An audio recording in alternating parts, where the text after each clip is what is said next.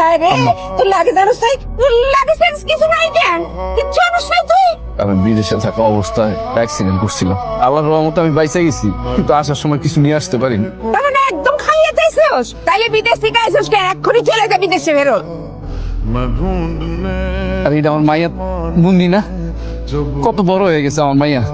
আসো মা, আমার কাছে আসো মা, আসো।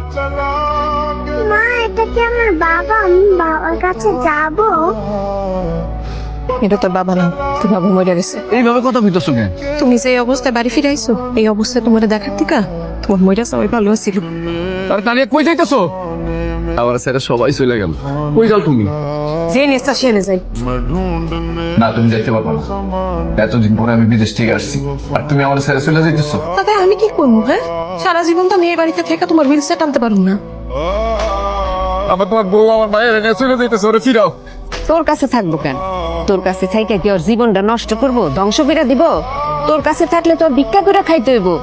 ওর মাইয়ার জীবন আর ওর জীবন তো ধ্বংস হয়ে একবারে শেষ হয়ে যাব।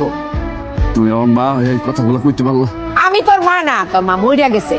আমি যদি তোর আপন মাই হইতাম, তাহলে তুই আমার সাথে এরকম ব্যবহারটা করতি না। তুই আমার জন্য অন্তত একটা ঝুমকা তো নিয়ে আইতে পারতি।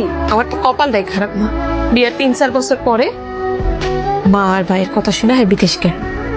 এত বছর বিদেশ খাইটা তাইলো পঙ্গু হয়ে আমি কি করবো? তুমি তো জানতা তার ঘরে সৎ মা সৎ ভাই এতদিন বিদেশ থেকে টাকা পাঠাইছে দেখা আমার সাথে ভালো ব্যবহার করছে। এখন তো কোনো টাকা পয়সা দিতে পারবো না। এখন দেখবো আমার সাথে কেমন আচরণ করে। তার উপর আমি পঙ্গু স্বামীটা নিয়ে কেমনে থাকো? তোর জামাই পঙ্গু হয়ে আইছি, দেখ একটা টাকাও দেয় কিনা তার জন্য।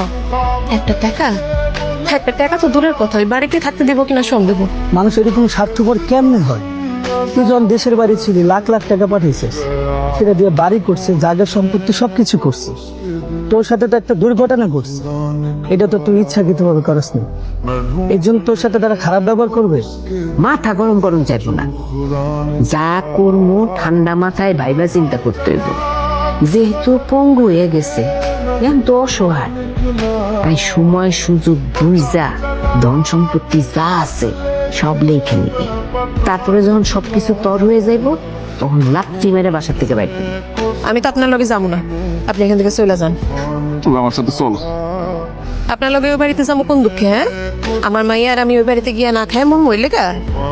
না কেমন লাগে, আমি আছি তো। দেখতেই তো পাইতেছি আপনি হাসেন। তো এই যে আমরা মাইয়া আর মায় আমগো দুজনের ভাত কাপড়ের দায়িত্ব নেওয়ার ক্ষমতা আপনার আছে, সামর্থ্য আছে? তাছাড়া তোমার ঘরে যে সৎ মা সৎ ভাই, তুমি ভালো করে জানো তোমার সাথে আমি তুমি চাউরি পাইবে না, কারণ তোমার কাছে এখন কোনো টাকা পয়সা নেই। আম্মা, আম্মা আমার একটু বিশ্বাস করেন আপনি।